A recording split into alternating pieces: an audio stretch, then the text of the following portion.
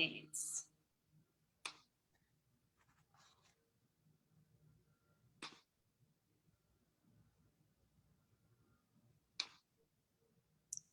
Welcome everybody to our Don't Call the Police teach-in.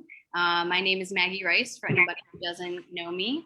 And I am the education coordinator for Neoc, which stands for Northeast Ohio Coalition for the Homeless. We do advocacy, education, organizing, and street outreach. And I have a couple of my coworkers here with me, as well as some other friends who are going to be talking to you all about policing and how it affects unhoused people who are often targets for harassment and just for getting the police called on them simply for existing. That's something that we hear a lot from the folks that we work with who are unhoused. And so, yeah, I'm still letting people in. If you're joining us on Facebook, welcome. And I think we can probably go ahead and get started. Sorry, I'm multitasking a little bit here.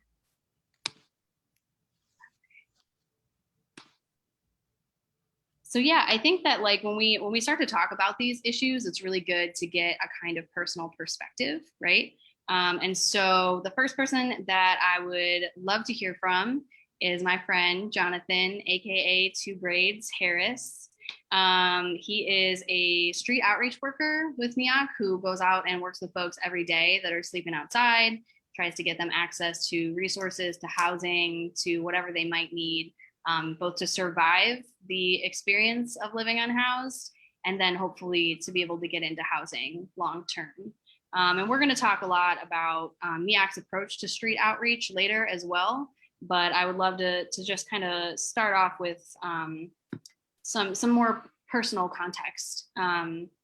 Jonathan experienced homelessness himself, stayed at the 2100 Lakeside Shelter, became an outreach trainee at Neoc, and now he's a full-time outreach worker, and he is out there crushing it all day, every day. We love him. Just a quick reminder that the live transcript is on. If you need that, you can turn that on at the bottom, I think where it says closed captioning, or you can turn it off if it's distracting. If you have any other access needs, you can send a direct message to either me or Leia. She's kind of helping out with tech. And yeah, do you want to say hi, Two Braids? Hey, welcome everyone. Thank you all for being here. Thank you for having me. It's a privilege and an honor to be a part of this. Spotlight you, Two Braids. Yeah, so I'm interested in hearing for folks who may not have experienced themselves or even know anyone personally who's experienced homelessness, what the experience is actually like. If you could paint a picture of being out there, living day to day outside, and then someone calls the police on you. What are some of the things that might come of that? I've experienced homelessness, an outreach worker, and as a person in America. This is the greatest country in the world, and homelessness is the worst thing in the greatest country in the world. So it's very traumatic. I've been through a lot of different things. I've been to prison. I've done criminality, criminal activity. I've been an alcoholic, a drug addict, a lot of different things. And out of all of them, the one thing I can say unequivocally that made me cry was experiencing housing insecurity, also known as homelessness. From my experience, homelessness is a situation. It's not a sickness. It's not a communicable disease. It's not contagious. It's not something you can breathe or catch from being in the same air or atmosphere as a homeless person. It's not like the common cold. You can't catch it.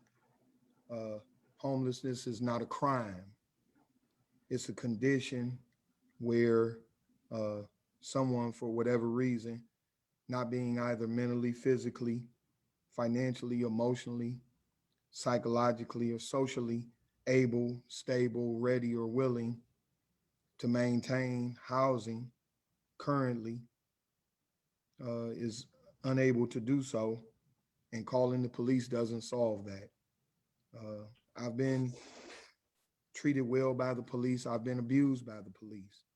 So, that having been said, my personal experience is that calling the police and criminalizing homelessness never works. So I would say, don't call the police. I've been contacted by Neoc from Maggie Rice, from Denise Moore, from Chris Nestrick on a number of different occasions at 7 o'clock in the morning, 7 o'clock at night, to go and outreach a person in the community in the Cleveland area who had had contact with the Cleveland police, the Lakewood police, the RTA police.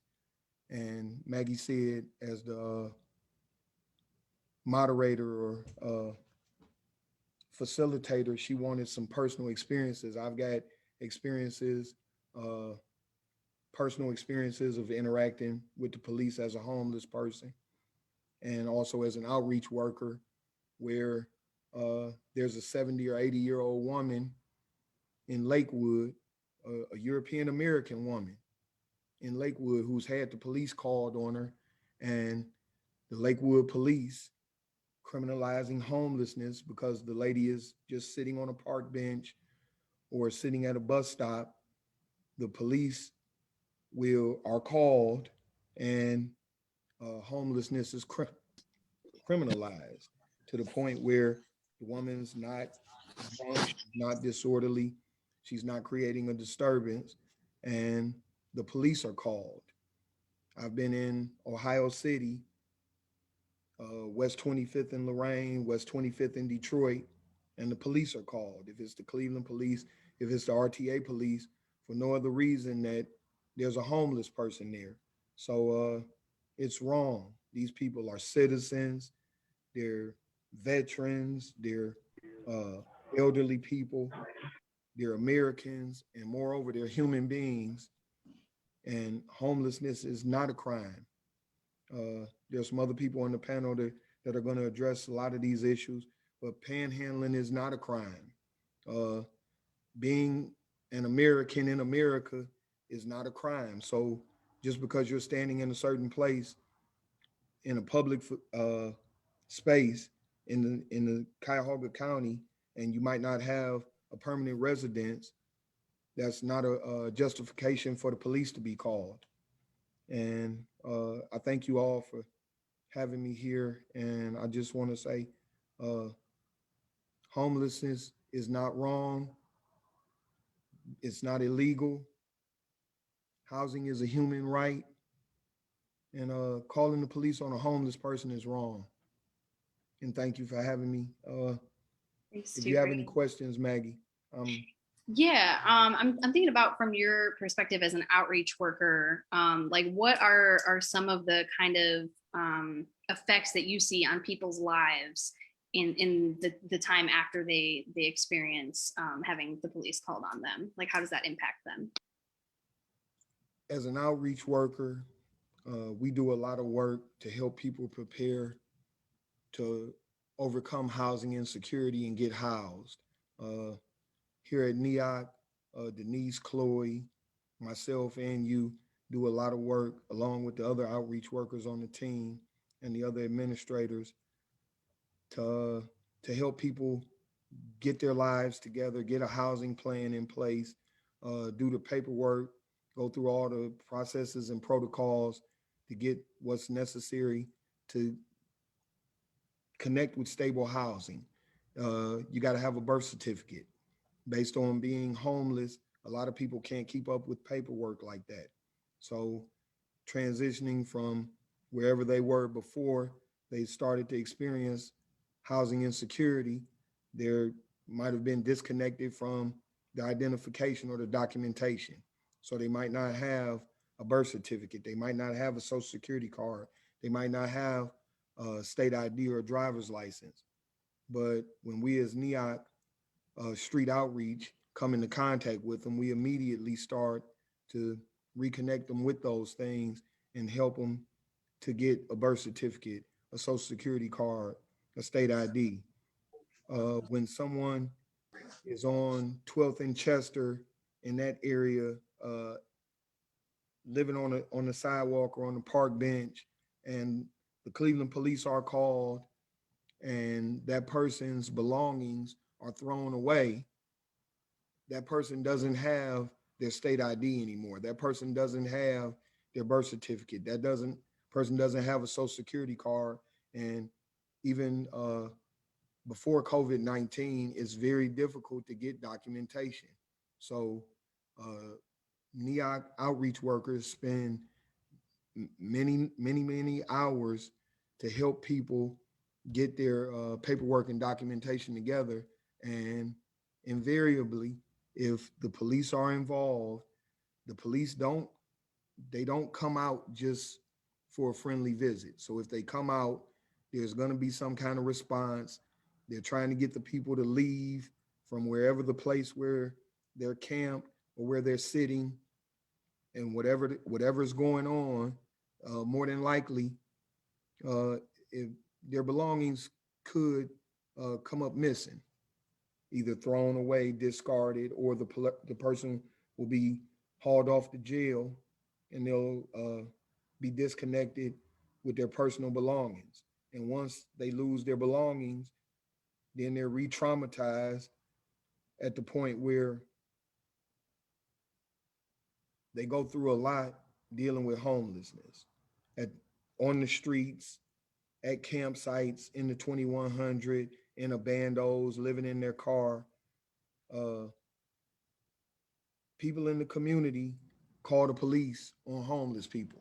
If someone's in a neighborhood, in a business, in their residence, and they see someone living in a car for more than a day or two, 9 times out of 10, they're going to call the police.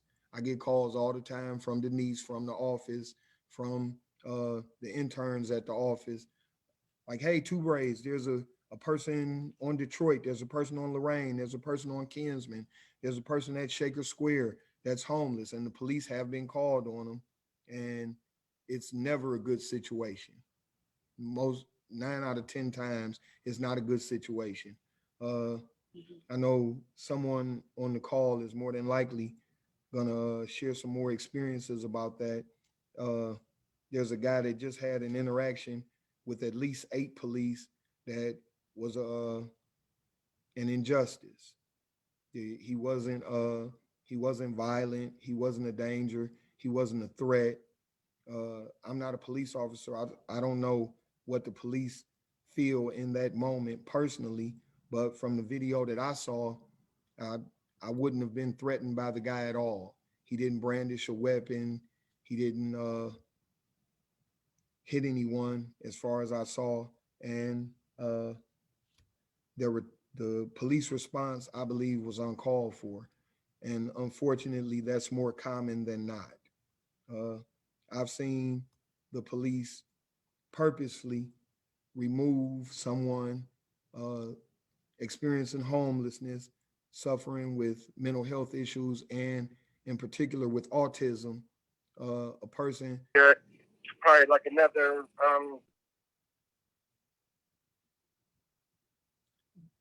uh, suffering with autism, and genuinely one of the kindest, most gentle people you'd ever meet in the world.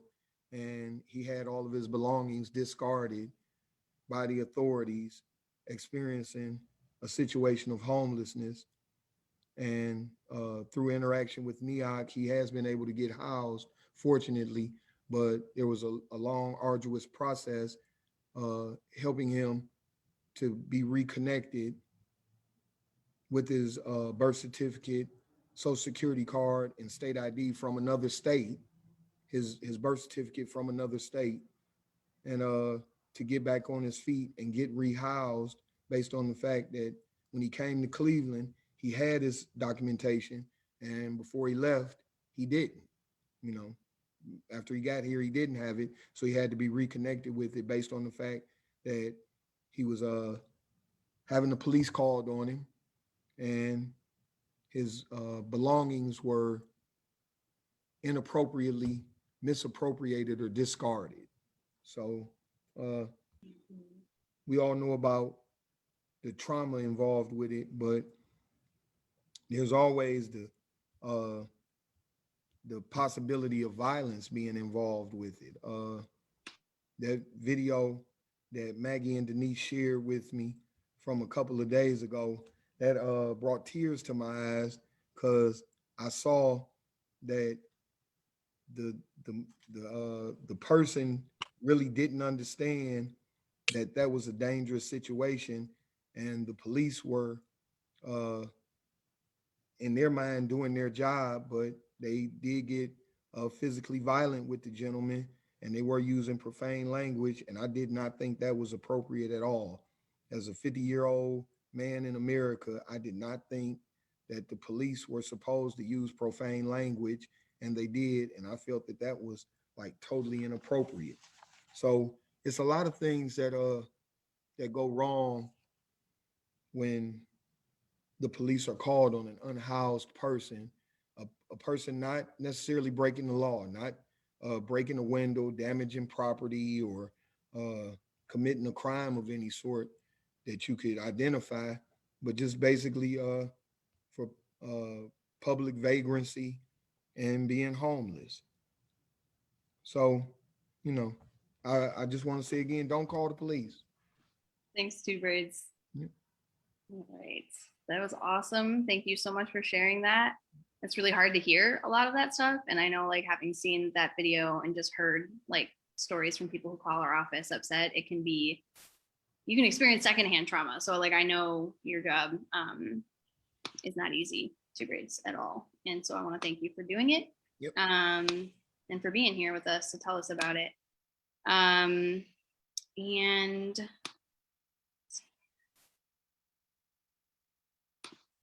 yeah, I think there was a couple of questions. We're going to get to talking about why people end up calling the police.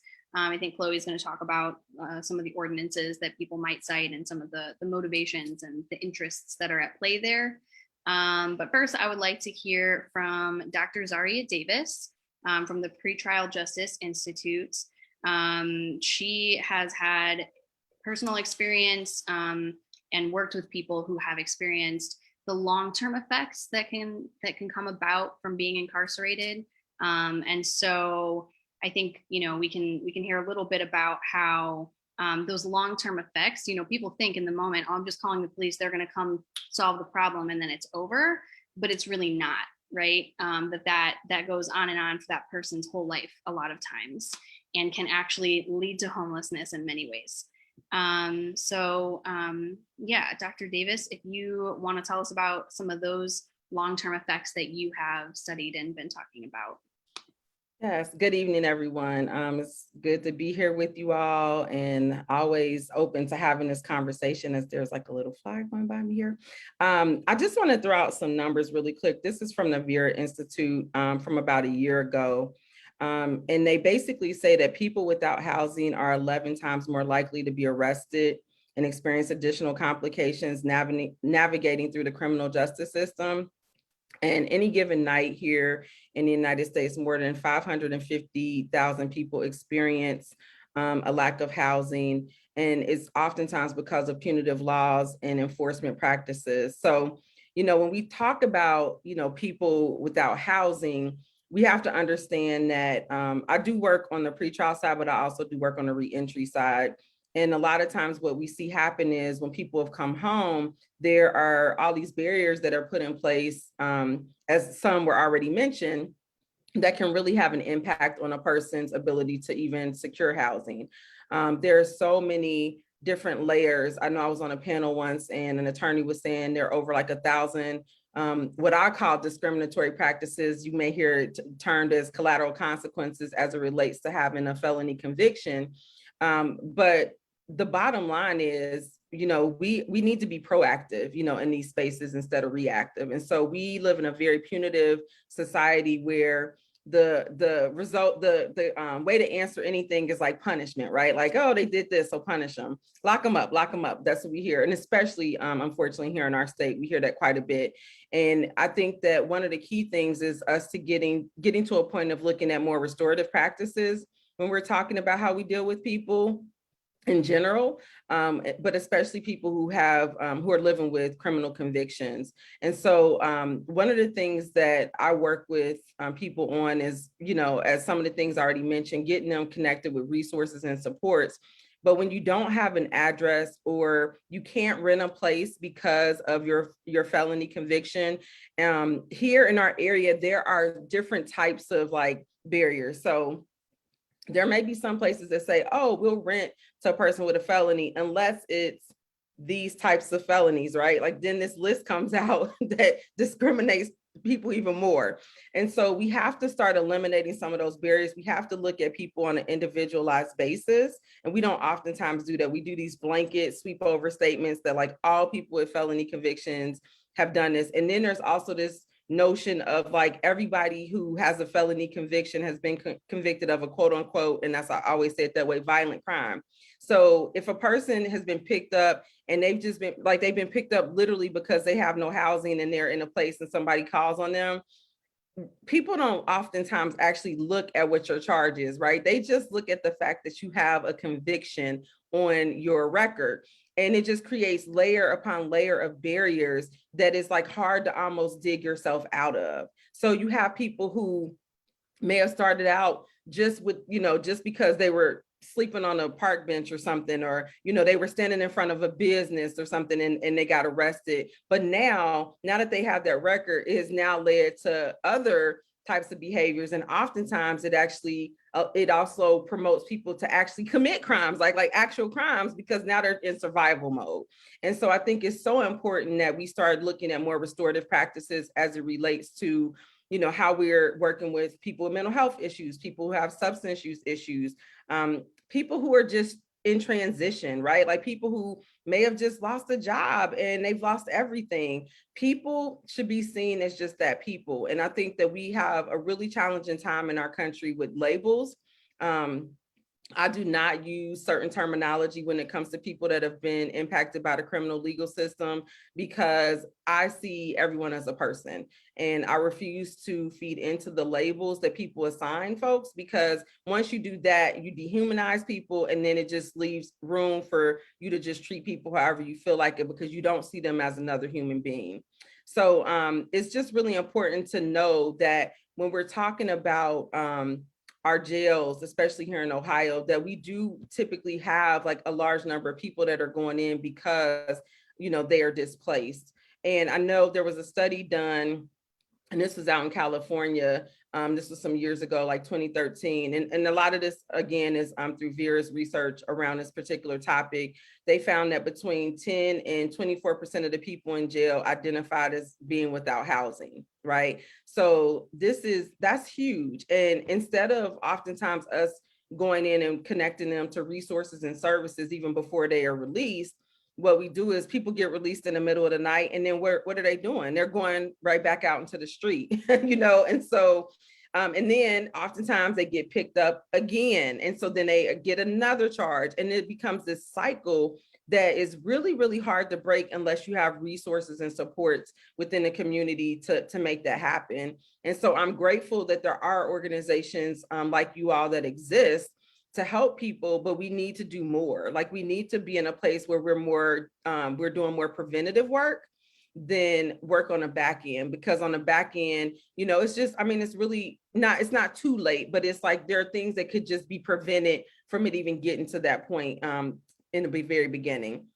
And so I just want to point out there's some different things that I kind of looked into when I thought about this topic. And I have a background in mental health. So I remember years ago, there were a lot of facilities that existed to help people, but there were some things that were happening where people were being mistreated. And so they decided, like, we're just gonna close all the mental health facilities down, right? With no actual plan to implement anything different, right? And so then I remember I was in grad school at the time, and I just remember the number of people without housing increased greatly because you just released people from a mental health facility, no transition plan. There was an assumption that family, I guess, would take them in, that type of thing, but no actual plan.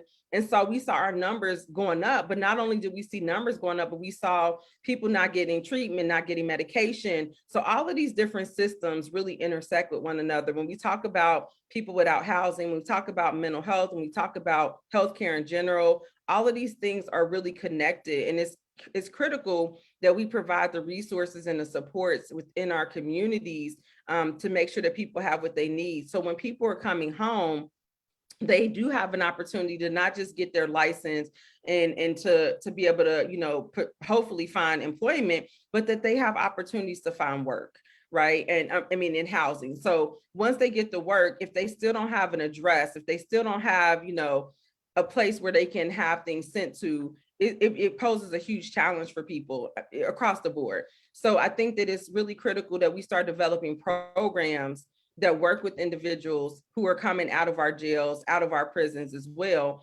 to ensure that we are providing housing. I know in Hamilton County where I am, there's people just everywhere, right? And I hear these conversations on the news, especially a while back when COVID was really at the height of things. And it was like, well, we don't want them in the city. We don't want them in the business district. And it's like, well, what are the alternatives? Like, are you going to build housing for people? Like, are you going to do something about it? Or are you just going to displace them to another area? Right. And so instead of addressing the actual need, they're again being punished and either being displaced or being arrested because they're in an area that they're not supposed to be in.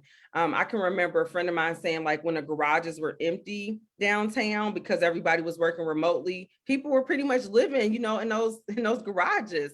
And I just thought, imagine if we took one of these hotels that closed or just something to give people a roof over their heads at night. We had a gentleman, I think it was 2 winters ago, who was a person that was out doing the work, helping people. And he ended up, passing away. And when I heard his story, it was just really heartbreaking because something else could have been done, right? People freezing to death. These are the types of things that we can avoid if we are actually providing support and assistance, right? First of all, the people shouldn't be getting arrested, but let's say they already have a record, they're already dealing with the system, then we have to put the resources and supports in place to really help them get to a place where they're able to become stable and whatever that means, right? So stability is going to look different for every person, but that may mean getting a job and getting housing. That may mean getting into a treatment program. It's going to look different for each person. I know here in Ohio, there's some various offices of reentry. They have different goals that they kind of work on. So some are more focused on like county reentry work. Some are more focused on like state reentry work, like people coming home from prison. But we do have under our Department of Rehabilitation and Corrections a reentry office. And I just don't think people know about some of the resources that do exist, throughout our state. But if you go to their office, it does list like all the local offices. And I think that if there was a way for us to get people before they got released, right? Not after, and you give them a piece of paper and say, go to this place, because people just aren't going to go most of the time because they don't have transportation, they don't have ID, right? We're talking about all the things that were just mentioned. If we can get people set up with the resources and supports, I think it would be beneficial. But when we talk about the policing piece, I think it goes back to training. I think it goes back to like the humanization of individuals and not seeing people who are out on the streets and people who are displaced as some kind of threat, right? As a threat to businesses. Really, they're protecting property most of the time, right? They're not thinking about human lives. They are protecting the property of somebody that got plenty of money, that has insurance, and that's the reality of it. So I think we do have to start really looking at like, what are some of the alternatives? Are we able to build out our mobile crisis unit? Are we able to provide, some specific like types of housing programs that may be available, working with nonprofits to help build out residential facilities for people who may not, have current housing. We also have looked at like just other things around with policing, like what is their real role, right? Like they tend to do so many things. Like they're not mental health therapists, right? But they respond to mental health crisis. And we had a situation here a while ago in Cincinnati, and I was just like, oh my gosh, because they were shooting rubber bullets. The mother had like called for her son, and he was having a mental health episode, and they were shooting rubber bullets, and the officer put in the wrong bullets when he went to re-up. He missed, thankfully, but once I guess it went off, he realized it was a real bullet. And I just thought, imagine had that struck that young man.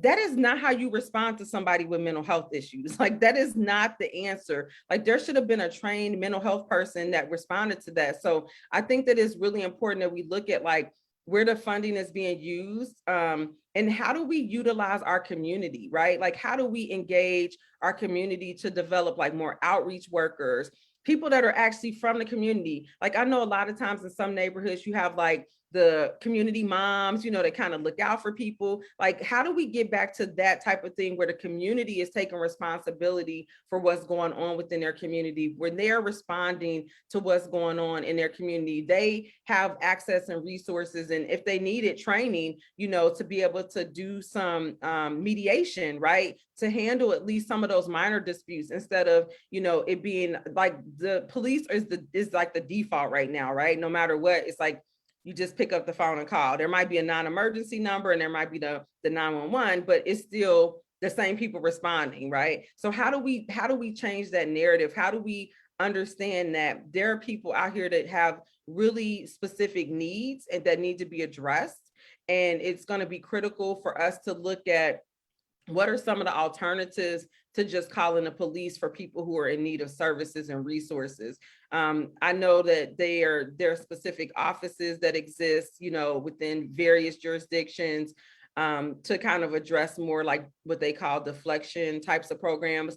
But again, that's still like once the police have already been called out. So what do we do where we don't actually have to make that call to the police, where families feel as though like there's another number where somebody can come out and really support and help the family when a person is in crisis? Or if there's someone that is, you know, out on the street and they're sleeping, instead of arresting them and taking them to the jail for loitering or, you know, whatever it may be, what else can we put in place to ensure that people have the supports and the resources? I mean, I definitely think, you know, more outreach workers would be helpful, and people who actually know the people in the community, right? Have a connection, because in some jurisdictions here in Ohio, you don't even have to live in that city, you know, to work for the police department. So you may be coming in, and you know, where I am, we got Kentucky and Indiana, right? So you could be living in a whole nother state and working here. And so you have no real connection to the community. And so how does that look when you talk about how people interface, right? So I just think that all of those types of things are going to be important as far as the developing a community, promoting more like self-policing. I know on the side of like when I'm doing work, I work in a space around the pretrial space. So we have a lot of conversations around like what are some other areas where you can engage community in the process, right? So it's not just the attorney and the client, but how does family, how does community, you know, play into that? And I think it's the same thing on a policing end. How do we have the community and families come together to really have a voice in this space so that people aren't cycling through the system? And I will share this with the group, like as a person who has been impacted by the system, as somebody who has been to prison, I have been in a halfway house where I have seen people cycle through the system, meaning like they come home. First of all, a lot of them need help. They need some kind of support and they weren't getting it in there. And so what ends up happening is, especially if they have a substance use issue, like I tell people all the time, and I say it publicly, like halfway houses are like a cesspool for drug use. Like it doesn't, like people aren't getting the help that they need. And so they're sneaking it in or however they're using it, but then they leave, right? And so then they're on the street and they're using and they're on the street and they're not getting any help and they're not getting any support. And then when they finally get picked up, what do? They send them back to prison, right? They send them back to prison, still no treatment, still no support, still no resources. And then they get out and they say, now you got to go back to the place we just sent you to back to the halfway house and you got to complete the program, right? But you still have not put them any resources or supports to help them actually succeed. And then the same thing happens. And I saw that several times while I was there. Like, I knew a girl who had been there 3 times and I was like, why do they keep sending you here? Like, clearly this is not working. So, so I try to advocate, you know, a lot for, I mean, as a woman, I do a lot of advocacy for women, but I just think across the board, it's critical that we take all of these things into consideration when we're talking about like, how does policing look in our, you know, in our country and in our state, and like, what is their real purpose? Like, that's the question I always ask, right? Because people keep saying it's about public safety, but they're not preventing crimes from happening. They're showing up after the crime has been committed, or the, you know, the alleged crime has been, you know, committed. So how does that work? You know, like, that's the question I always ask people when they talk about, oh, they're keeping our streets safe. And I'm like, how's that happening? Because their presence doesn't often make people feel safe, right? When you live in an overly policed community, you don't feel safe because you feel like oftentimes any little thing you do could land you in jail, right? So, so I appreciate being a part of this conversation. I will drop my contact information in the chat if anyone wants to speak further, but I just want to thank you all for this opportunity. If you all need any access to like resources, links, anything like that, I'd be happy to share those as well. Thank you so much, Dr. Davis. That is so much. I feel like I just learned 18 new things in about 10 minutes. So yeah, thank you so much for sharing all of that. Every time I hear you speak, it's like all kinds of new ideas are opened up for me. And this is definitely the beginning of the conversation. And I see folks already talking about alternatives to policing in the chat, which is very exciting. And we're gonna get into some of those later on. I think right now we're gonna talk to Chloe Sudeth. She's our advocacy director at Neoc. And we're gonna just hear a little bit about the historical context around criminalizing poverty and what is actually legal and illegal, because it varies from one jurisdiction to the next. And there's a lot of misconceptions about what people who are experiencing homelessness, like what their crime actually is. And then some of those motivations that people were asking about as well, in terms of why are people continuously calling the police on people experiencing homelessness. So yeah, go ahead and take it away, Chloe. Cool. Hi, everybody. As Maggie said, my name is Chloe Sudeth. I use she, her pronouns, and I'm the Director of Advocacy at the Northeast Ohio Coalition for the Homeless. So really excited to be here. The past 2 speakers just got me really amped. So I'm super excited. I'm going to share a little bit about the criminalization of homelessness today and how it's linked to a long history of criminalizing poverty and homelessness, and hopefully draw a thread of white supremacy from vagrancy laws in 14th century England and early colonial America through modern day, quote unquote, quality of life ordinances, to really understand the racist and classist fabric of these policies and practices throughout the history of this country. So talk a little bit about today's era of criminalization of poverty and homelessness. And hold on one second.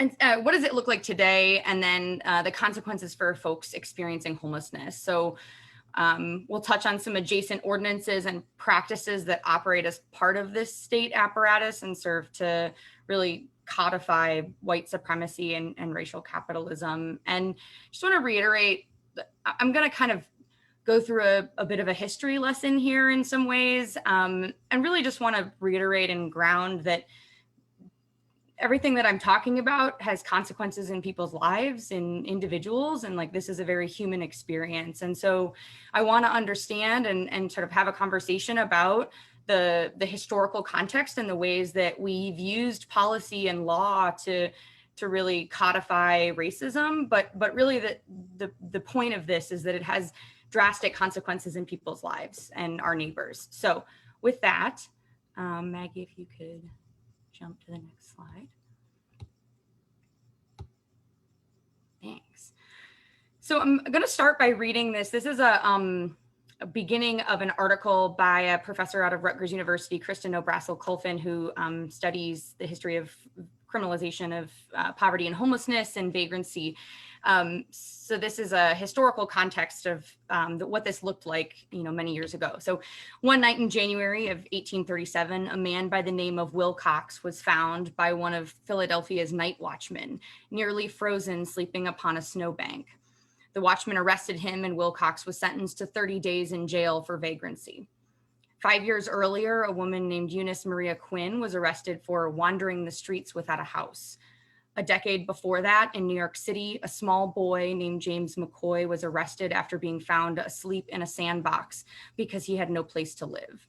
170 years later, Robert Martin, Lawrence Lee Smith, Robert Anderson, Janet Bell, Pamela Hawks, and Basil Humphrey received citations from Boise, Idaho police for the use of public property as a temporary or permanent place of dwelling and use of public property as a camping place. So these are all unrelated single entries from a jail docket, but they're examples of experiences shared across centuries and linked by legal processes that actively punish those that are experiencing poverty and homelessness. Laws against vagrancy allegedly sought to deter people from becoming dependent on public relief, sort of assuming that poverty resulted from a lack of personal industry. And so we've seen centuries of laws have served to codify white supremacy and racial capitalism. And I've listed a number of them here. It is certainly not exhaustive, and we're going to talk about a couple of them, but really just wanting to kind of set the stage that this is a pattern that has existed for centuries and sort of takes different forms as things change, but really hoping that we can start to see and draw some of those connections. So vagrancy laws in 14th century England, they were enacted the Statute of Laborers, which made being a quote unquote vagabond, essentially wandering in search of work, punishable. This really served to control and limit the movement of the poor. Colonial America then adopted much of the Statute of Laborers in the form of vagrancy laws or quote unquote warning out laws. And these laws determined who could get jobs in towns, and it gave local authorities a legal mechanism to control access to public spaces. Settlement acts were then passed at the state level to expand and codify the sort of thought behind vagrancy laws. So fast forward a little bit, in 1930s and 40s, we have the Great Depression and the Dust Bowl. So there's lots of farmers traveling in search of work, often called Okies. Western states passed laws punishing the presence of Okies and those that tried to help them. In 1941, Okie laws were found to be unconstitutional as they violated the Commerce Clause and basic rights of life, liberty, and the pursuit of happiness. But one of the interesting things is that this argument was often made that these folks were putting a disproportionate pull on resources of a town or of a community. And so they were pushed out, right? Or told, warning out, told to leave. And the court actually argued that by pushing them out, you're just putting that burden on somebody else. And so in effect, what this did was really like nationalize the issue of poverty, which was really kind of important. So 13th Amendment passed in 1865, and in response, states enacted Black codes in 65 and 66 to control and restrict the movement and labor power of newly freed African Americans. Black codes were an overt manifestation of the system of white supremacy that continued to dominate in America and still does to this day. So local jurisdictions were able to continue this racist practice of law enforcement that was present in vagrancy laws, that was present in anti-Okie laws, as long as it took place under this legal regime that was sort of superficially race neutral. We saw the passage of the 14th Amendment in 1868 and the 15th Amendment in 1869. And as we know, over time, courts interpreted the 14th Amendment as separate but equal, and this thinking led to the passage of Jim Crow laws. So in 1896, Plessy versus Ferguson codified the separate but equal doctrine and legally justified Jim Crow laws, which continued for another 68 years until the passage of the Civil Rights Act in 1964. So fast forward again, I know we're moving through history at like lightning speed here, but so broken windows theory, 3 strikes. Broken windows theory holds that one poor person in a neighborhood is like the first unrepaired broken window. And if such a window is not fixed or removed, it's a signal that nobody cares, that disorder will flourish and the community will fall into chaos, right? And a direct outcome of this theory is the introduction of legislation to criminalize the presence of people experiencing homelessness in public. Broken windows theory served to justify the continued removal of people while starting to figure out a way to evade the constitutionality challenges that vagrancy laws faced. So there's this assertion that the presence of homeless people in a neighborhood leads to high levels of serious crime. This theory is then a justification for removal of people from a geographic area and the first step in quote unquote restoring social order and regaining desirable aesthetic qualities in a community. We know that broken windows theory, that 3 strikes laws, zero tolerance policies, mandatory minimums, et cetera, like inflate our already bloated criminal justice system and disproportionately impact folks of color, people experiencing homelessness, and the poor, while doing nothing to solve poverty and homelessness, like Dr. Davis was talking about before, and like Two Braids was sharing with some, lived experience of what this looks like for folks. And so I think we see over time, these sort of policies look different and they evolve and they change, but ultimately they're kind of having a very similar impact on folks and not solving the problems that folks are facing. So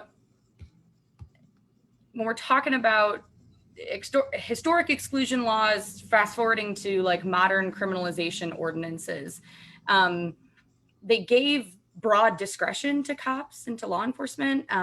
Cops were able to classify a person based on his, her, or their visible status. So again, kind of the way we saw with broken windows policing evolving from previous ordinances is cities began enacting ordinances that addressed conduct and behavior. So we see things like sit and lie, sidewalk obstruction, anti-camping, prohibitions on storing private property in public spaces, panhandling, public urination and defecation, prohibitions on sleeping in cars, public nuisance laws, and loitering. So there's this attempt to focus on conduct and behavior that's prohibited, like sitting or panhandling, rather than a characterization of the person, which is how it would have been in the times of vagrancy laws, right? The person is lewd or wandering or unemployed. And this was a way to evade the legal mechanism that was finding these laws to be unconstitutional. So again, we see that like these systems are adaptable and they find ways to like recreate themselves to have the same outcomes. So again, these ordinances are still ambiguous. They're still unequally applied and discriminatory. And we see that in the numbers that Dr. Davis mentioned in the beginning about how disproportionately likely folks that are experiencing homelessness are likely to be involved in the criminal justice system. So we're in this time now, instead of one big vagrancy law to remove people from public space, police and law enforcement use multiple ordinances to achieve similar results. I have some similar statistics around that as of 2016, about half of 187 cities that were studied in a study from the National Law Center on Homelessness and Poverty, about half of the 187 cities they studied prohibited loitering. A quarter of those had laws that prohibited sleeping in public spaces, and more than a third prohibited living in vehicles. Between 2006 and 2016, between 2006 and 2016, bans on sleeping in public increased by 31%. So again, systems of white supremacy are adaptable. And when ordinances that characterized people came under threat, language shifted to focus on behavior. So what about today? I think it's really important to note, and if there's one thing you take away from the long history lesson I'm giving tonight, it's that there is no law in Cleveland against panhandling or loitering. I think this may not hold in all places across the country, but I think it's a common misconception that it is not illegal for folks to exist or to ask for money and resources on the street. But we know, again, police use other ordinances to criminalize homelessness, such as quality of life ordinances. So credit for this next section totally goes to Zora Raglo DeFranco, who's a law student at Case Western Reserve University, and did some research on what are the common ordinances in Cleveland that affect people experiencing homelessness. What are folks cited for? And so this is a list of the most common citations that folks are facing. So misconduct on public transportation, disorderly conduct, solicitation, public indecency, public intoxication, criminal trespass, open container, walking along a highway, and parking violations. So most of the time, people experiencing homelessness are ticketed for minor misdemeanors, which means that they're not usually entitled to counsel. Also, folks may not know or may not be able to show up in court, which means they can end up with a warrant, get arrested for something else at a later time, and end up in jail with no way to pay the fines levied against them. And as Dr. Davis and Two Braids were mentioning, once someone has offenses on their record, there are many and varied negative collateral consequences or discriminatory practices, as Dr. Davis said, that make it difficult for them to access stable housing and other necessities, right? We're recreating this cycle that doesn't actually solve poverty and homelessness. So finally, I just kind of wanted to talk about some other, I guess, adjacent ordinances or practices that we see today that have really similar impacts on folks. So folks might be familiar with NIMBYism, or not in my backyard, sort of a phenomenon in which residents of a neighborhood will designate some form of new development, like a shelter, or affordable housing, or group home, or some change in occupancy of an existing development as inappropriate or unwanted in their community. The opposition to affordable and supportive and transitional housing is usually based on a harmful, racist, and misguided stereotypes about people. And these attitudes about who should be allowed to live where and who gets to decide are really rooted in white supremacy, right? And we see these principles drawn back to, you know, redlining in 1940, which is the map on the screen is the redlining map from 1940 in Cleveland, right? And we see that, again, that thread drawn throughout history that these systems of white supremacy sort of create and recreate themselves in many different ways. So similarly, KNOs, if folks are familiar with criminal activity nuisance ordinances, they're local laws that are found throughout the country that penalize property owners if repeated incidents of criminal activity related to that property occur over a set period of time, usually a year. So there are nearly 50 cities in Ohio, I believe, that have KNOs, and including more than 20 in Cuyahoga County. We know that KNOs fuel race and class stereotypes, that they're frequently applied to target minor and non-criminal behavior, and that they put some survivors of domestic violence at risk of eviction because many of them define domestic violence as a nuisance activity. Some will also find seeking emergency services for things like suicidality or drug overdose also as a nuisance.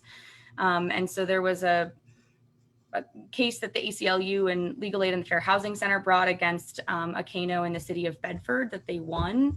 But these KNOs, these policies still exist in a number of communities in Northeast Ohio, and have really disproportionate impacts on folks of color, particularly women and particularly poor folks.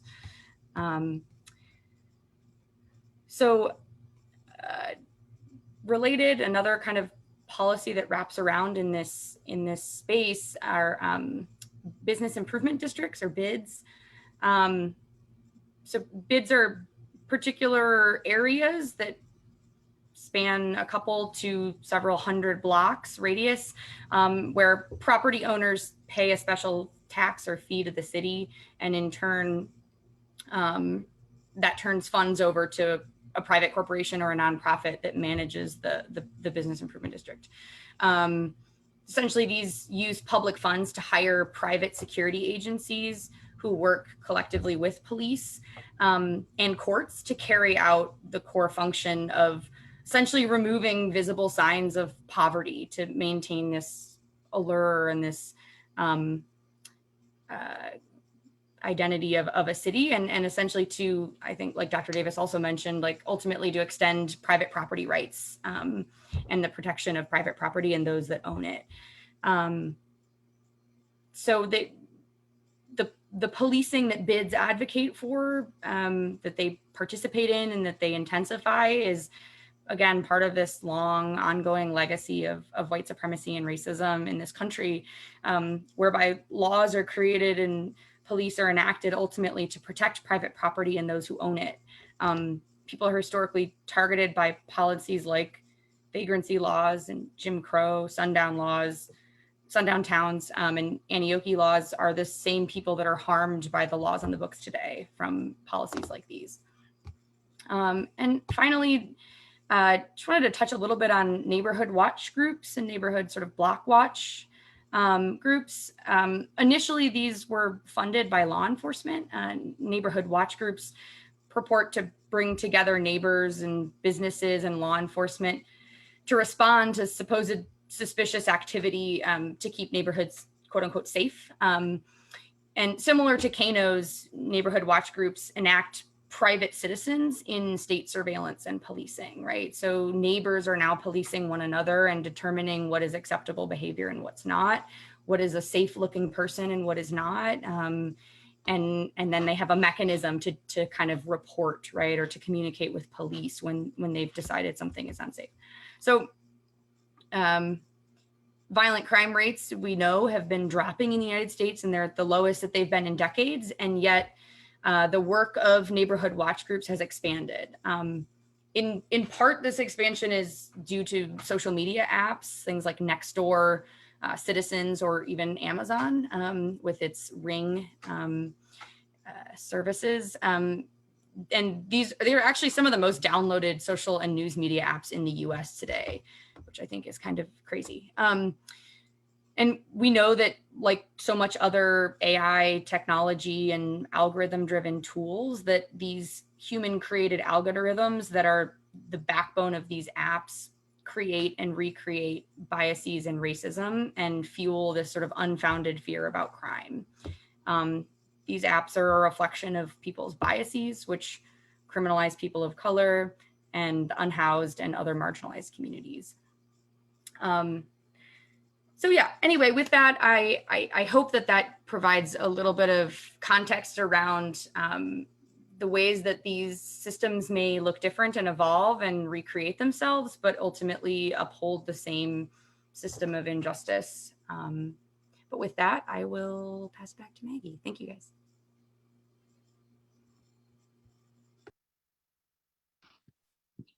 Thank you so much, Chloe. That was a lot of really good information.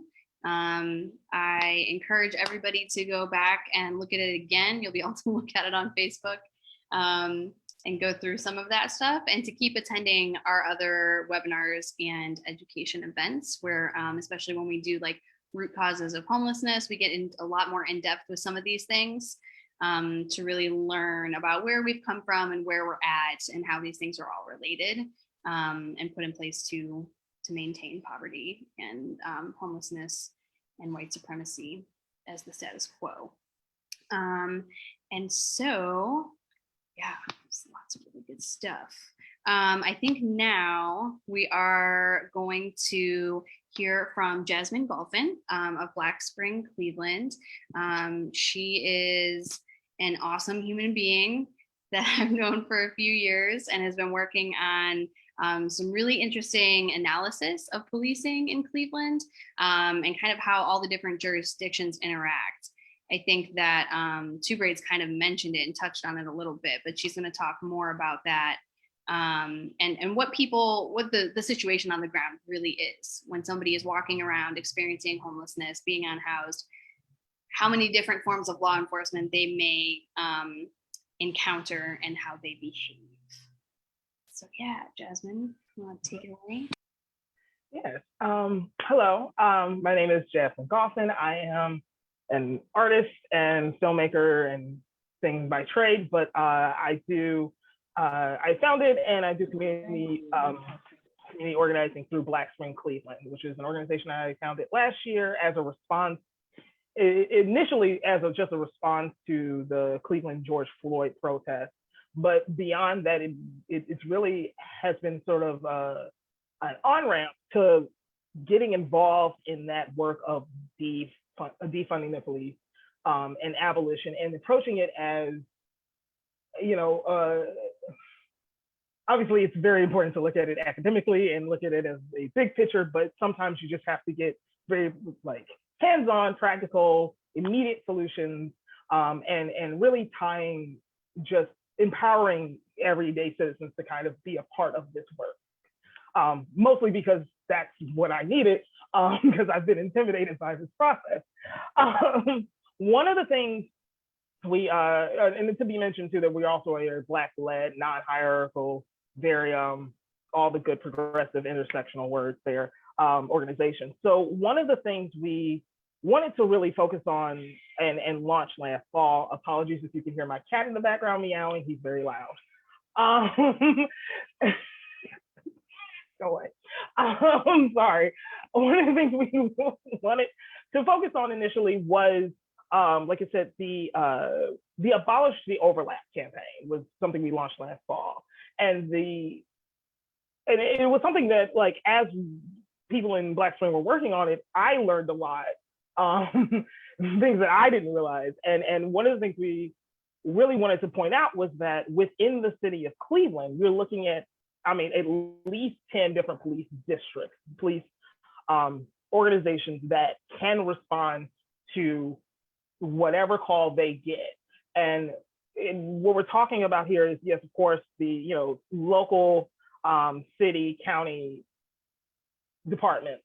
But then beyond that, what we're talking about is CSU, Cleveland Clinic, University Hospital, University Circle, the Metro Park, CMSD, RCA. And so, very quickly, beyond everything else that we have talked about tonight, we're looking at a very inefficient process that can result in immediate harm and also confusion. Just, it's inefficient. It is, if you're, and as a former CSU student, I have been on an RTA platform and did not know whether or not RTA, CSU, or CPD were going to respond to something, let alone how they were going to respond, let alone what the consequences of their response could look like.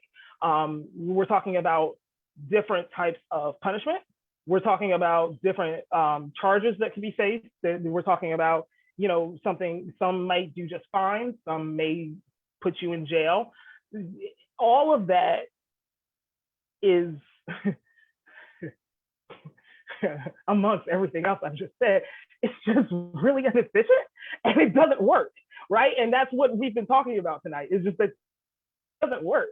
If it did, then we would not have to have organizations like Neocs that can face the issues of homelessness and unhoused people, because arresting them and putting in jail would actually solve the problem. It doesn't. And on top of that, you now have several different departments being able to respond to one individual who just needs very basic assistance and help with resources. So that's the big picture for the Abolish the Overlap campaign. We wanted to start chipping away at that. And so initially we launched with starting starting the process with CMSD and CPT, Cleveland Public, RTA through CPT, Cleveland Public Transit. There's so many initials. And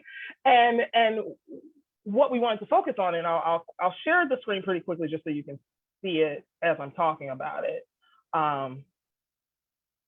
Let's see. I think we're good there. Okay. I just wanted to kind of quickly look at some of the goals we plan out, and to kind of give you a sense of what this looks like step by step. What are we actually talking about when you're talking about defunding, abolishment? These are big, scary words that are used to paint a very inaccurate picture, to say the least.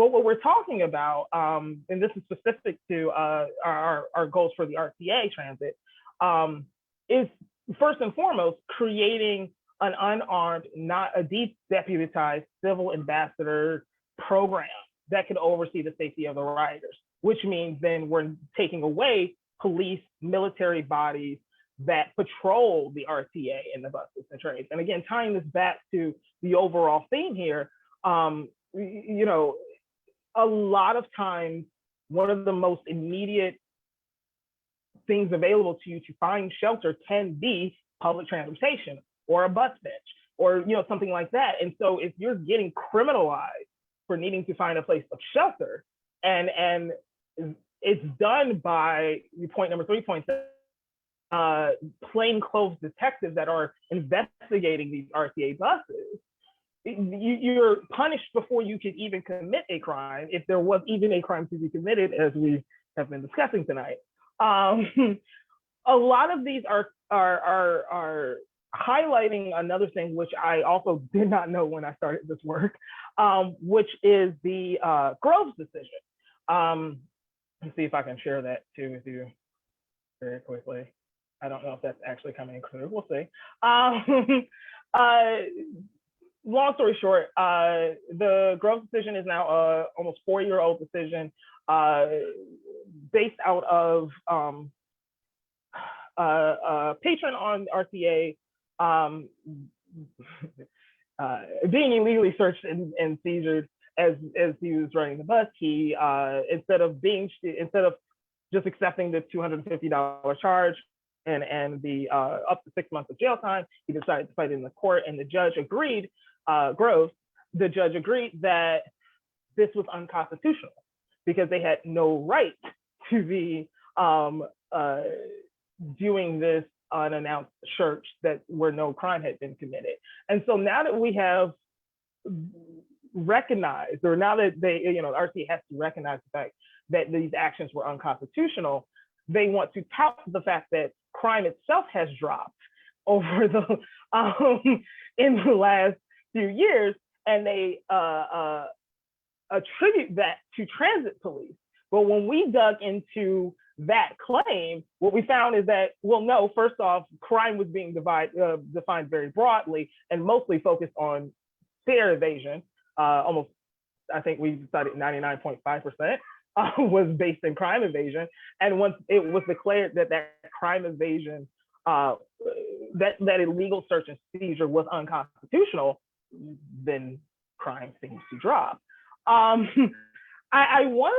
bring that up as an illustrative point because I think in doing this work, one of the challenges, especially for me, has been envisioning the thing we're talking about.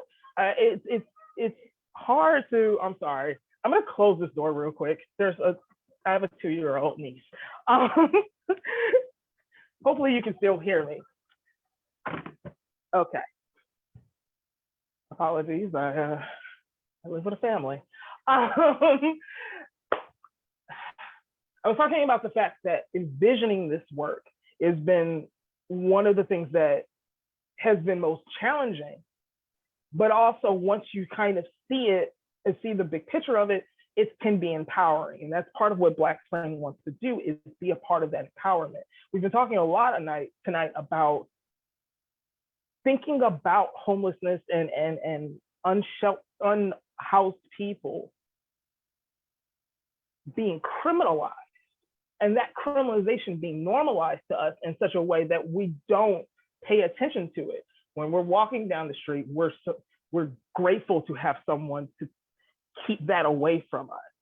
But if we actually want to be effective, if we actually want to help and solve this issue, we have to redefine the way we are looking at our neighbors, at our citizens, the people that are in our community, because these things do come back and we do end up paying for them, and we do end up perpetuating the issue, even in our unintended non-compliance. One of the things I also wanted to bring up, and you know, forgive me because I'm a little nervous. It's been really great just listening to all of the speakers tonight, I've learned so much and when listening. So part of me just feels like, well, I really got to come with it with my facts and figures.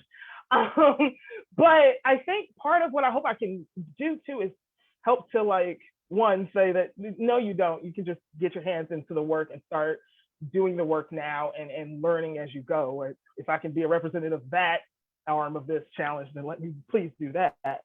But one of the other things that I really want to get at is,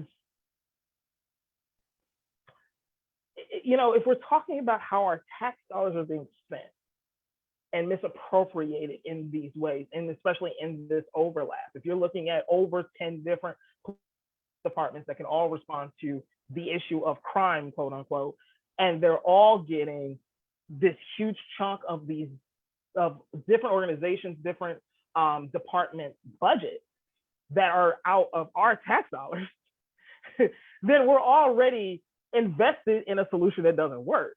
So all what we're talking about here when we're talking about evolution is just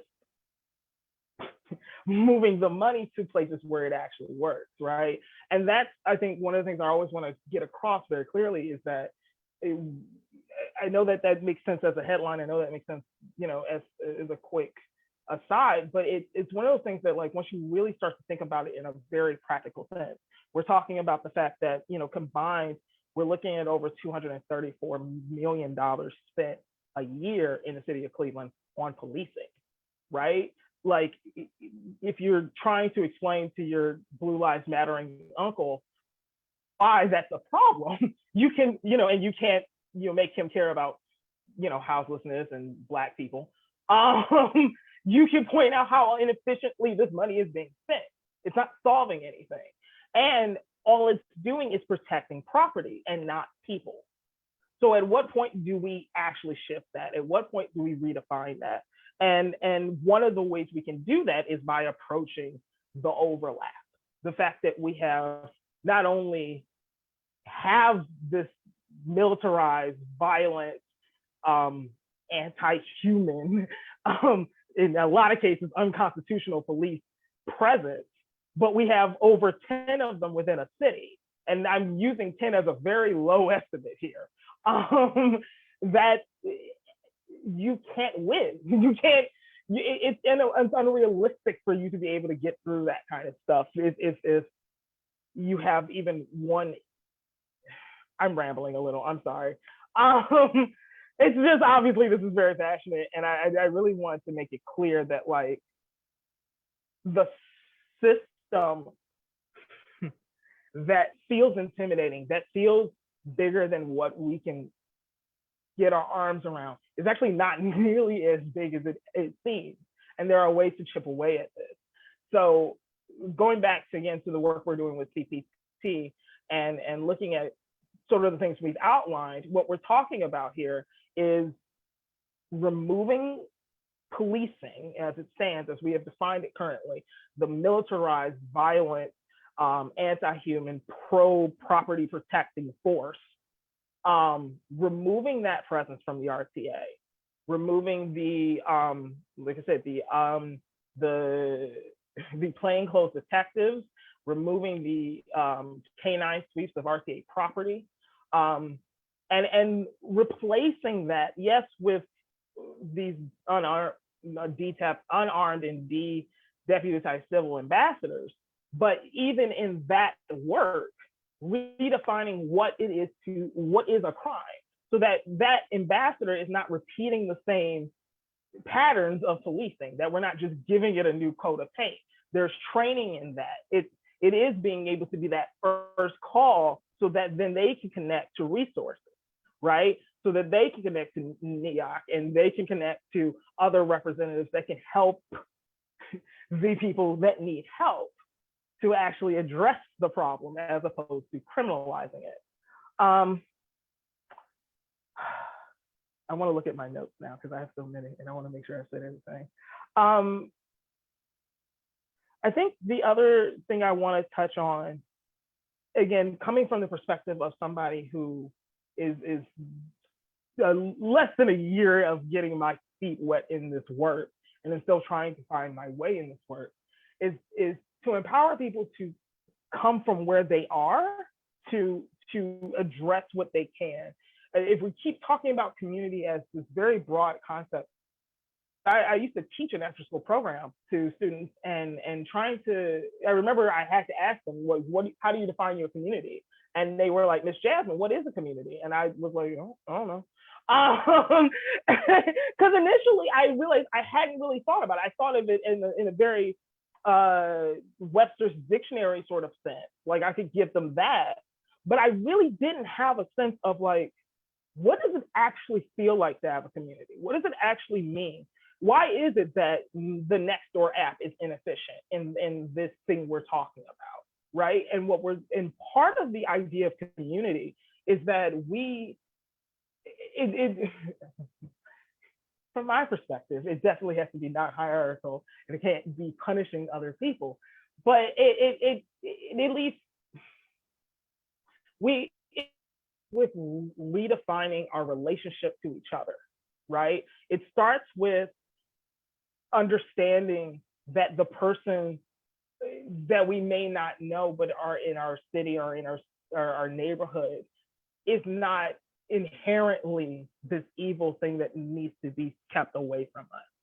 It is redefining, like we said, what is crime versus what is just an issue that just needs to be addressed. What is someone who is experiencing a crisis and what can we do to support that? And why is it that we look at crisis as crime, right? All of those things can help redefine not just your relationship to community and community specifically in Cleveland, which I think everyone will agree is a city of silos. It is, everyone is doing things in their own spaces and no one is really connecting very well. There is the East Side, there is the West Side, and never shall they meet.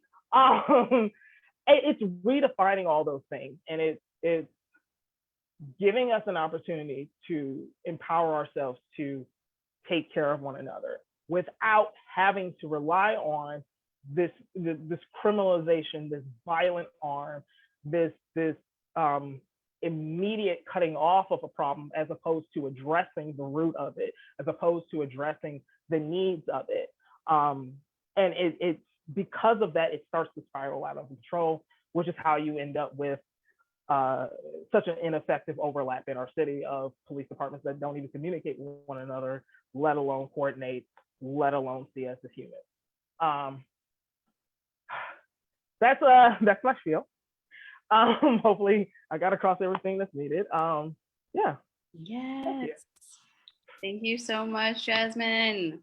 Oh my goodness, so many quotes in there that I'm going to be quoting for weeks to come. Yeah, I love all this talk about what we prioritize, what we spend our money on, and more importantly, how we see each other. And I think that's like a core part of Neocs' mission, is to change the way people see our unhoused neighbors, hopefully as human beings, as not inherently a threat, as not inherently lazy or violent, or all these other stereotypes that we hear day in and day out sometimes from people who call us and say, I see this homeless person outside my business and I'm scared.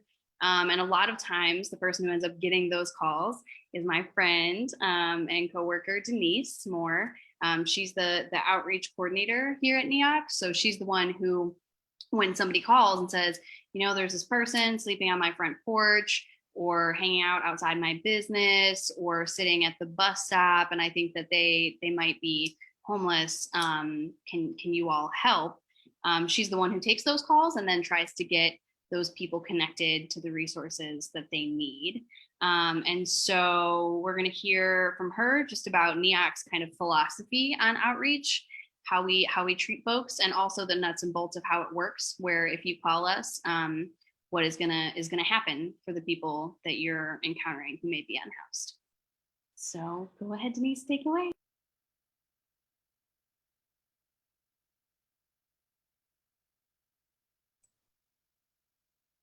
Had to get myself unmuted. Can you hear me? Can you hear me? Yep. Okay, good. All right. For me, it's been really hard to hear some of the things that I've heard over the last hour and a half. you know, we all know it's a reality and it's sad. And one thing that Neoc does have is we're going to change gears here a little bit, because Neoc has an awesome outreach program. And the what we're here for today is to hear call outreach, don't call the police. The real need for an outreach program has been shown totally today. And the purpose of Neoc's outreach program is to help people who are homeless, who are facing homelessness. Our overall goal is to meet that individual where they are. Outreach workers advocate for practical assistance, including housing, medical care, mental health services, crisis intervention, daily living needs. Another one of our goals is to reduce the number of homeless and unsheltered people out there in the community through street outreach.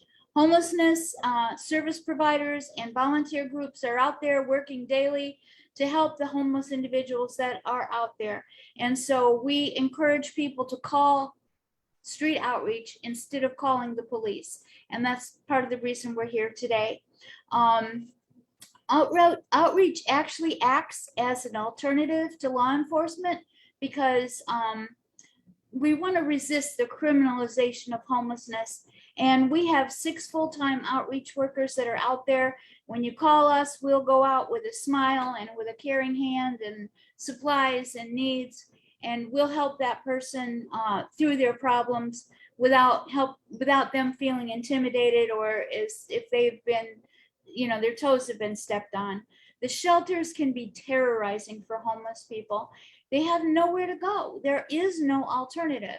So when you call Neoc, our homeless outreach workers will go out and they'll meet with these people, and we'll develop a relationship with them, find out what their needs are, and delve in. And those that don't have IDs, you know, even just to get housing, if you think about it, you need a birth certificate, you need an ID, you need an income statement, you need all of these things, but you're homeless.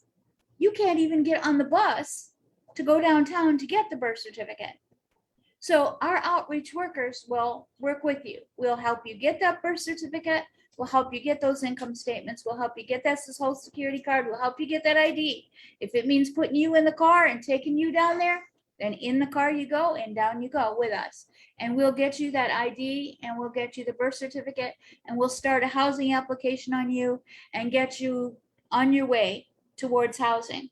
So our outreach services bypass the shelter system for those that are unsheltered. And we provide specialized outreach services by specially trained people that are, you know, LGBTQ, veteran, trained in trauma-informed care, special needs, whatever the special needs are. Outreach workers that work with Neoc are trained to meet those needs for people. And so it's the best alternative to law enforcement, because we don't go out there to find out what you're up to. We go out there to find out what you need, and how can we help you? How can we get you through your crisis? How can we get you to the other side of this problem? That's what Neoc outreach is there for. Our street outreach program, we're actually first responders to crisis. That's the best way I could say and identify what our workers do. First responders to crisis. If you're homeless, if you're in a crisis, you're automatically in trauma. You're living in survival mode. Can you imagine losing your housing? Can you imagine not knowing where you're going to sleep tonight? Can you imagine not having a dime in your pocket and you need things? Can you imagine, you know, having a family, having children, something happens? I've had women call me at 2:00 in the afternoon. Their child got off work or got out of school at 4, and they didn't know how to tell their child that they had nowhere to go to spend the night tonight. So, you know, my goal was between 2 and 4 p.m. to get those people in shelter somewhere so that they didn't have to try to explain that to their child, and to reassure them that everything was going to be okay, and that our outreach team was going to step in and help those people through this trauma, through this crisis, with a smile on their face, and know that they're going to be okay on the other side of it. We have 3 3 vans that are fully equipped that drive around the city of Cleveland. And they're like little, I guess, mobile units, like little mobile MASH units. And inside those vans is everything from dog food, because some people have animals, to, you know, clothing, winter gear for the winter, everything a person might need to establish themselves on the street should they want to camp outside, because there's a lot of people that don't trust the shelter system and they want to stay outside. And so we have everything in there to set them up somewhere outside and make their stay out there as comfortable as possible. We carry tents, we carry tarps, we carry blankets, water, snacks, everything that you could imagine to set these people up. So our outreach team, our first responders to the crisis, go out. Many of them have the lived experience themselves. They've been there, they understand. Many of us have had drug addictions, alcoholism, been to prison, been to jail. We know that, you know, we don't criticize or condemn people for having those issues. We accept them with their issues. And so we support specific populations also, the LGBTQ community, youth. There are outreach teams in different organizations throughout the whole city that specialize in different types of homelessness, veterans, encampments. We work in areas that have high concentrations of homeless people like Ohio City. And so we're well aware what it takes and what it's like, and we're out there to make sure that that these people's needs are met. We like to cultivate relationships with people, and we build trust, and we accompany them on their journey as they're in their homelessness. And it is a journey for them, and it's a very scary one, and it's a very hard one. It's very traumatizing. People can't sleep, they can't eat, they don't know what they're going to do today, tomorrow. They don't know what's coming, and they can't help themselves. They literally can't. They need a hand up. They need somebody to pull them up and help them through. And those of us that have been there, you know, it's a little easier for us to be very empathetic and understand what they've been through, and to help them through that. We also work together. I'm just going to mention this briefly, but there's a whole collaboration of outreach organizations that work together, and that's exactly what we do. We call each other, we work together, and we help pull people through their trauma and help them find the right place that serves them. We use face-to-face contact. We build relationships. We connect individuals to the services that they need. We provide crisis intervention.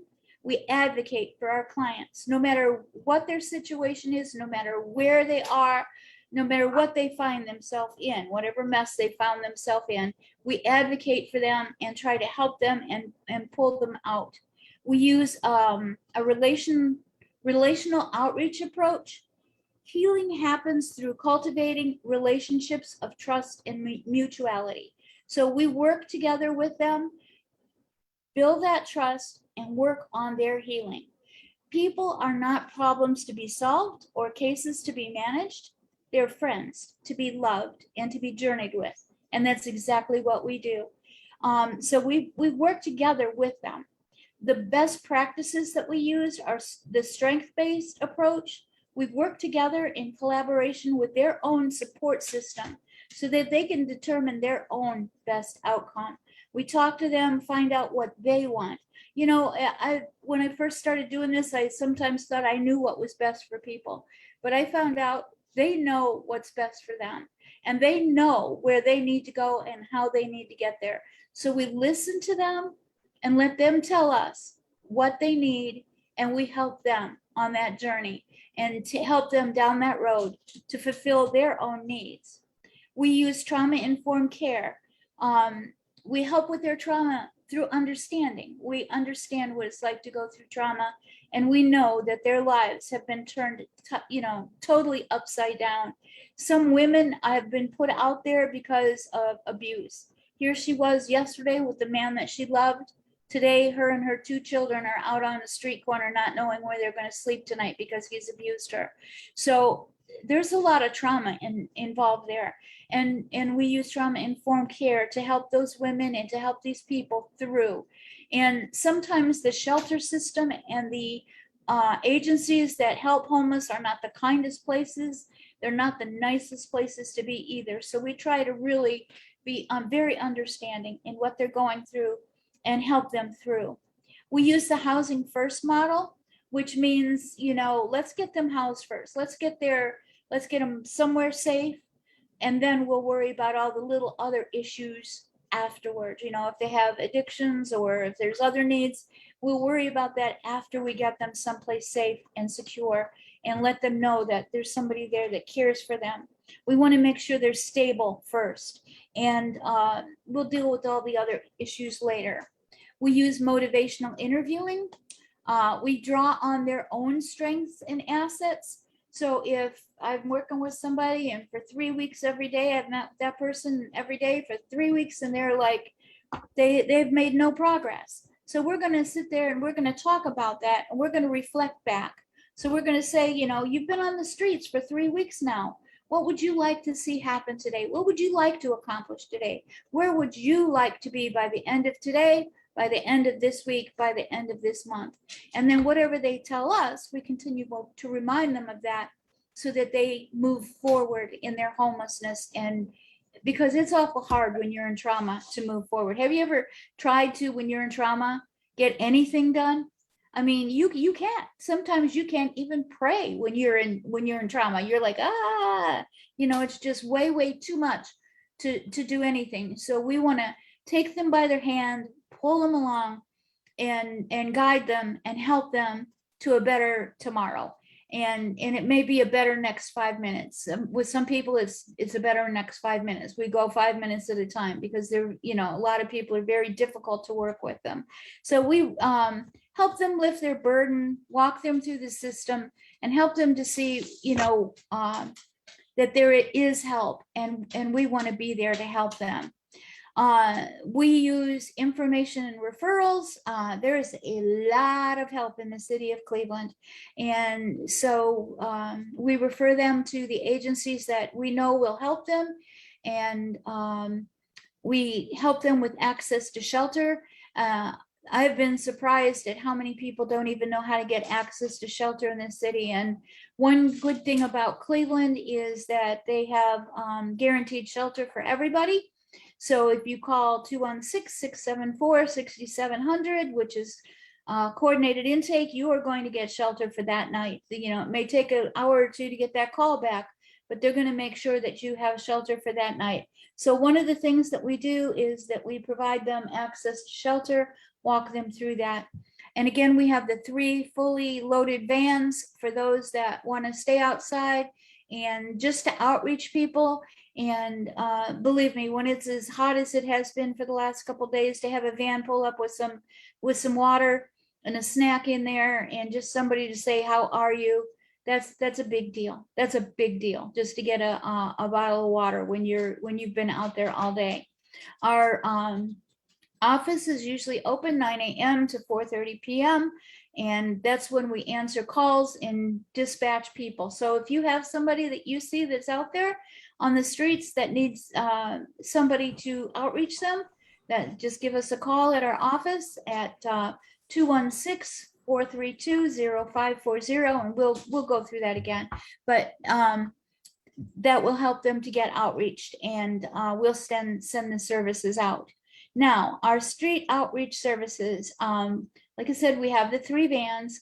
They have hygiene products, small snacks, water, blankets, cold weather gear, condoms, safer injection supplies, health information, tents, tarps, sleeping bags for shelter for those that don't want to go inside, which is quite a few people. There's a lot of people that just will not go to shelter. We have seasonal supplies, sunscreen, bug spray, hand warmers, you name it, they're in those vans. So those vans are fully equipped, and our outreach team are trained, and we just know what to do when it comes to outreach. So we get out there and help them. We use housing assistance, the housing of first approach. We get people wherever we can to get them inside, whatever, again, we talk to them and find out what's best for them. Sometimes sober housing is best. Short-term sober housing is best for them. Sometimes it's detox. Sometimes it's a rooming house. Everybody is at, we interview them and we assess them and we provide the resources and the referrals to anyone that's looking for housing to find out what they would qualify for, whether or not they have an income, or if they don't have an income, both in and out of the continuum of care, we look to see what's available for them. If a client is referred to a housing program, outreach workers make all the necessary efforts to facilitate a connection into that program and to that provider and to assist them and walk them totally through the housing process. And it can be as short as, if somebody is looking for shelter, we can get them in that day. If somebody has been chronically homeless for over a year, we might be able to assist them get into some kind of permanent supportive housing. Just depends on how long they've been homeless, what their situation is. Do they have an income? They may not even understand. A lot of people draw SSI, and that for most people, it's around $790 a month. And, they don't think they can afford a place of their own on that income, which really, honestly, it's difficult. But there are rooming houses that you can get that are $350 a month, $400 a month, where they could be inside and have a room to their own with a lock on it. And, they may have to share a bathroom and a kitchen, but we may be able to get them into a rooming house and, in a safe place to sleep at night. We work with chronic long-term homeless people. We work with short-term. There's rapid rehousing, which if somebody loses their housing kind of quickly, maybe through a fire or just lost their job and can't pay their rent, but got a new job, but in the meantime got evicted or got put out, there's rapid rehousing that, within a few short weeks or months that they could be back in housing, and the continuum pay for their, for their rent for them for a short amount of time till they get back on their feet. If they have no income at all, we can do a CMHA application or a HUD application for them. We can do referrals to rooming houses, chronic and non-chronic housing vouchers. They're based on income. So there are some housing vouchers that if somebody has no income whatsoever, we can still get them a housing voucher. And some of those vouchers even come with supportive services to help the people, once they do get inside of their houses. And again, trauma-informed care, counseling, and emotional support is some of the biggie things that we do to help these people get back on their feet and help them to gain their strength back again. Because I believe with my whole heart that they just get totally zapped of their strength when they become homeless, and they just hardly can do anything on their own, and they're desperate for help. So our street outreach services also, we do behavioral health. We encounter individuals in crisis. We assess the crisis to make sure it's legitimate.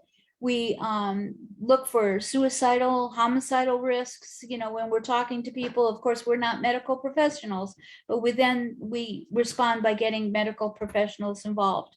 Our outreach team responds depending on the severity of the crisis. And we will get individuals involved and make the referrals to get these people the help that they need. Medical needs, twice a week, we go out. Our outreach team goes out with doctors, and we work side by side with medical doctors to provide basic medical evaluations and targeted checkups for people living on the street. And this is more than once, really helps some people. We've had people that had severe wounds that we didn't even know that they had until the doctors came out and they said, oh, since we've got a doctor here, they'll show us this or that. And the doctors will help them, with their wounds and try to get them in the hospital if necessary, or, treat them and get them wound care, the gauze and the medical supplies that they need to take care of their wounds on the spot.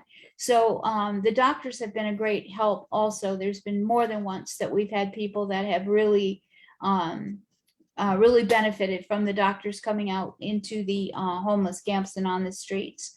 We do legal accompaniment also. Outreach workers accompany individuals when they're navigating the criminal justice system. We don't intercede or try to intervene in their cases, but we'll make sure that they're treated fairly. You know, talking about the criminalization of homelessness, we had a gentleman one time who had a bus pass in his hand, and he was sitting in the RTA waiting for a bus, and he fell asleep. Literally fell asleep sitting there waiting for the bus, and he was arrested. Got a ticket for waiting for a bus with a bus ticket in hand. So there are times that you know, it's not the time to call the police. It's time to call outreach. Our outreach is fully equipped and ready for these calls, and we are the best people to call when it comes down to helping homeless individuals. We're trained, we're ready. It's our job. That's what we do. We part of the legal accompaniment too, we'll do legal referrals. You know, maybe legal aid may take a case or something. We really don't know, but it's always good to call us and see, and we will you know, see if there's anything that we can do to help anybody if they have any sort of issues. And one thing I want to give Neocs number again. Our website is neoc.org, and that's NEOCH.org. And I see somebody just put it in chat. Thank you, Maggie. And our phone number is 216-432-0540. So if you know of somebody or see of somebody that needs outreach, see somebody homeless out there that seems like they're having a hard time, give us a call. And not the police. We will, even if a person's going through a crisis, that's part of what we do. We'll see to it that they get to the right individual. You know, life is hard enough. Life is hard enough. Walking down the street should not wind you up in jail. Homelessness is not a crime. It should not wind you up in jail. And unfortunately, we have seen that way too many times. We've seen somebody go to jail because they were just walking down the street, minding their own business, but somebody called on them because they've been walking down the street every day. And, you know, somebody saw that and said, oh, that person doesn't belong there. So I appreciate your time. I think this has been a great seminar. I've learned a lot. Everybody that spoke, I appreciate everything you had to say. I know I've learned a lot, and thank you so much. Thank you so much, Denise. We are, coming down to it, to the end of the teach-in here. And I appreciate so much all of you for coming out and listening. Again, it is definitely the beginning of the conversation. I heard so many good things from all of our speakers today. We learned a lot about how the criminalization of homelessness is rooted in white supremacy, how it targets disabled people, people with mental illness, and how it's ineffective and expensive and just not where we need to be putting our resources as a society. And the big thing that I heard a lot is that we can all get involved. And oh yeah, I want to touch on some of this in the chat. We know that, like, as awesome as street outreach is, it is 6 people, 7 with Denise, right? Team Neoc against the world. We do awesome stuff and we are ready. And also we need more. As Dr. Davis was talking about, we absolutely need to see systems in place, citywide, countywide, statewide, to deal with these crises in a way that doesn't criminalize people. I saw some people in the chat talking about Cahoots. It's a great program. There's going to be people organizing, it sounds like, in the area around that. I'm going to try to get some more information and maybe send up a follow-up email. And it is noted that, like, if you call us after 5 o'clock, you can always leave a voicemail and we will try to get out there and see the person the next day. A lot of times it may be somebody that we're already familiar with. We get a lot of calls like that. And it usually doesn't take us more than a day or two to get out there and find the person. And so definitely encourage you to continue to leave a voicemail, even if we're not in the office, and we will continue to try to outreach those folks. But of course, if it is a medical emergency, like, you're going to have to call an ambulance. That's the reality we live in. And unfortunately, the current reality that we have is that police often accompany ambulances even when they're not wanted or needed.